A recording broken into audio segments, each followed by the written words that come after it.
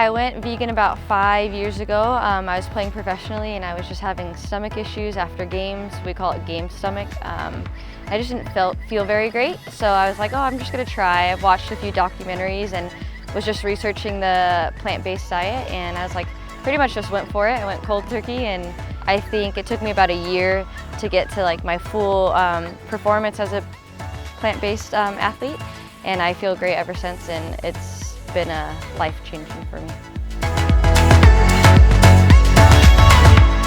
I think maybe taking dairy out, having cheese, you know, I probably had it every meal growing up with my family and stuff, but I think taking that out was probably the biggest adjustment. And I think too, traveling, it's tough to travel, and you know, sometimes you're placed in cities that just aren't vegan friendly or plant-based friendly, so that was a big adjustment, having to organize that all before I got to a tournament or a game. So yeah, that was a big adjustment for me. Educate yourself as much as you possibly can.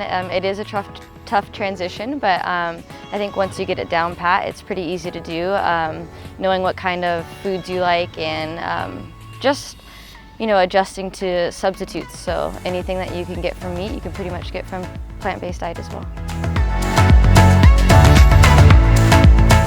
A typical day for me, we go into training about 8:45. We do film, usually on us or the other team if we're playing during the weekend.